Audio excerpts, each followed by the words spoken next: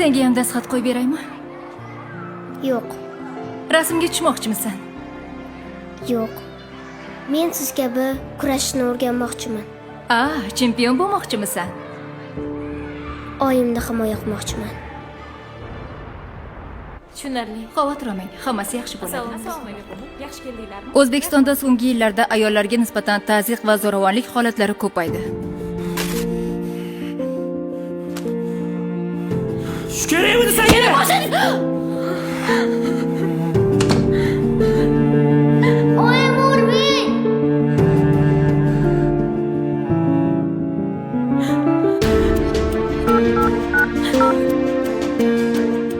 Alo, iltimos menga yordam beringlar. Iltimos tezroq. Xodimlar kelguncha men bilan aloqada qoling. Tazyiq va zo'ravonlikka uchragan har bir shaxsga mahalla, tuman, hudud darajalarida hamda onlayn ko'mak olishga imkon yaratildi. Mahalladagi ijtimoiy xodimlar tomonidan har bir holat o'rganilib, psixologik, yuridik va ijtimoiy xizmatlar ko'rsatilmoqda. Barcha shifoxonalarning tez tibbiy yordam bo'limlarida 192 ta birlamchi ko'mak xonalari tashkil etildi. Ularda xotin-qizlar hamda voyaga yetmagan farzandlari 3 kungacha joylashtirilib, tibbiy, psixologik va ijtimoiy xizmatlar ko'rsatilmoqda. Ayollarni reabilitatsiya qilish va moslashtirish markazlari tomonidan tazyiq va zo'ravonlikdan jabrlangan shaxslarga xizmat ko'rsatishning muddati 2 oydan 6 oygacha uzaytirildi. Ayollarga hujjatlarni tiklash, mulkiy va fuqaroviy huquqlarni himoya qilish kabi 3000 ga yaqin xizmatlar ko'rsatildi. Rahmat. Reabilitatsiya markazlarida kasb-hunar o'rganish istagida bo'lgan xotin-qizlarga tikuvchilik, pazrandalik, bolalar massaji, go'zallik xizmatlari, kompyuter savodxonligi kabi dual ta'limga asoslangan kurslar tashkil etildi.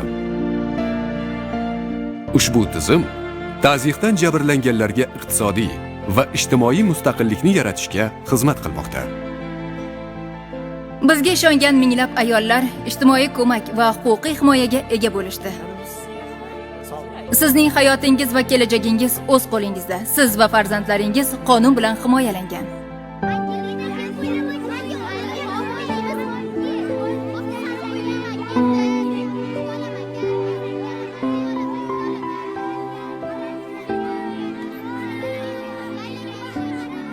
Mo'jizalarga ishonasanmi? Yo'q. Mo'jizalar bo'lmaydi.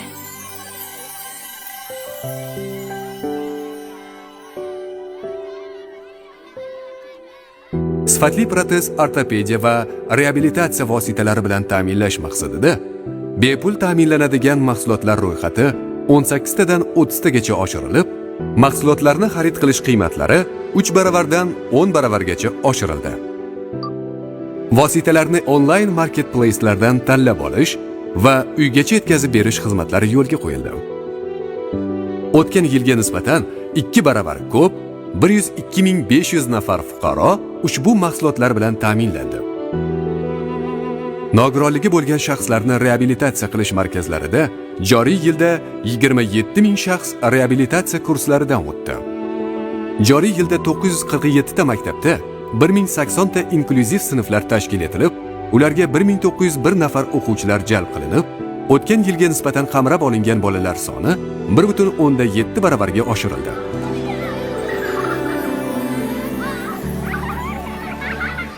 Inson markazlarida nogironligi bo'lgan shaxslar uchun 32 turdagi xizmatlar yo'lga qo'yilib, barcha markazlarda qulay muhit yaratildi.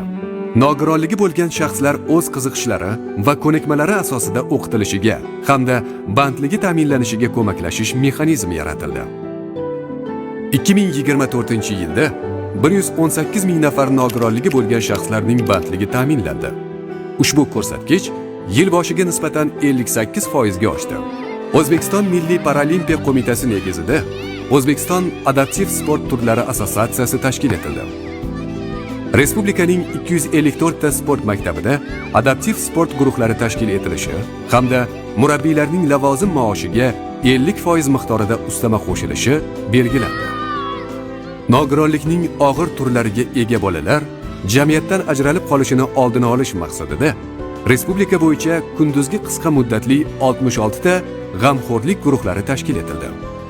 Bolalarni g'amxo'rlik guruhlariga yo'naltirish natijasida ota-onalarning bandligini ta'minlanishi va ijtimoiy hordiq olishiga imkon yaratildi.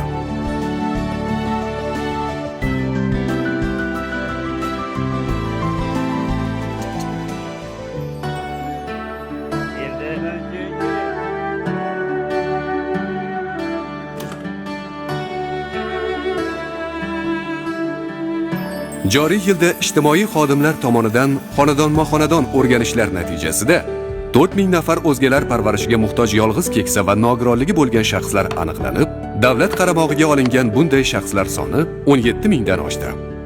Rasmiylashtirish, baholash va xizmatlar belgilash jarayonlari to'liq raqamlashtirilishi natijasida 9 turdagi hujjatlarni talab qilish bekor qilindi va qaror chiqarish jarayonlari 50 kundan 5 kungacha qisqardi.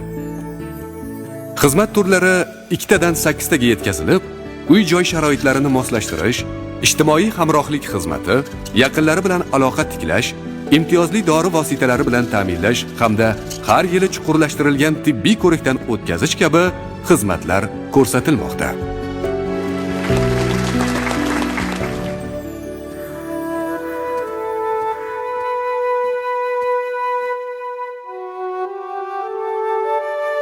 Yetim va ota-ona qaramog'idan mahrum bo'lgan bolalar bilan ishlash yagona tizimga birlashtirildi.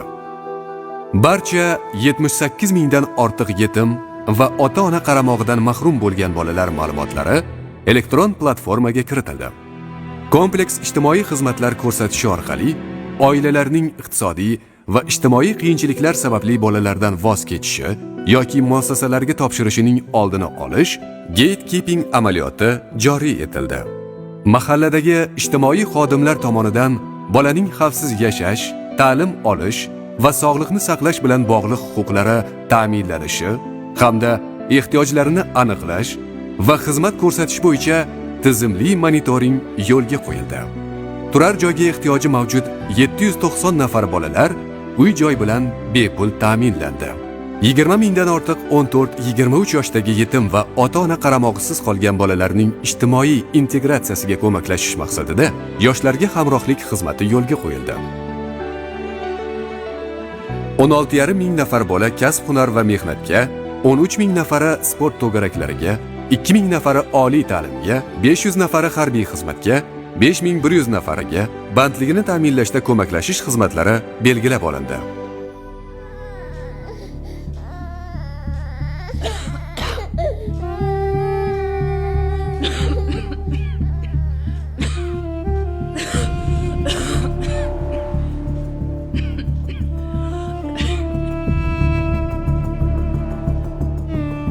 Davlat rahbari tashabbusi bilan aholining turmush shart-sharoitini yaxshilash, kambag'allikni qisqartirish va ijtimoiy qo'llab-quvvatlash dasturlarining natijadorligiga erishishda yangicha yondashuv va to'plangan milliy tajriba asosida kambag'allikdan farovonlik sari dasturini amalga oshirish umummilliy harakatga aylanishi belgilandi.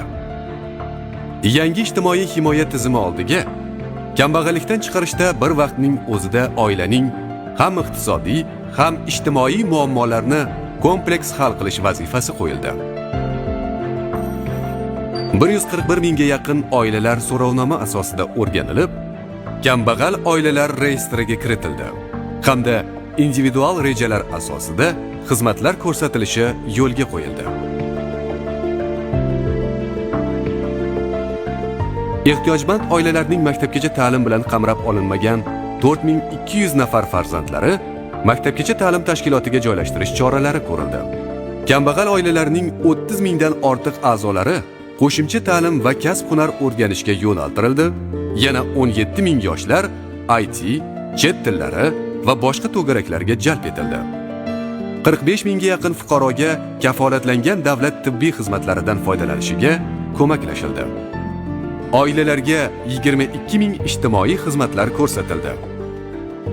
8 mingga yaqin kam ta'minlangan oilaga birinchi marta bolalar nafaqasi va moddiy yordam tayinlandi. 3300 oilaga Saxovat va ko'mak jamg'armasidan moddiy yordam ajratildi. 6 mingdan ortiq oilalarning yashash sharoitlari yaxshilandi. 3600 ta xonadonda uy-joyini tom, eshik, deraza va rom, pol, fasad qismi, 1700 tasida isitish tizimi, 600 ga yaqin xonadonda hojatxona, 430 tasida hammom qurish va ta'mirlash ishlari olib borildi. 44 mingga yaqin shaxsning bandligi ta'minlandi. Shu bilan birga, energiya resurslari tariflari islohoti davomida kam ta'minlangan oilalarga ta'sirini yumshatish maqsadida isitish mavsumida 1 million 100 ming oilaga jami 290 milliard so'm bir martalik moddiy yordam to'lab berildi. Har bir inson uchun xavfsiz va farovon kelajakni birgalikda yaratamiz.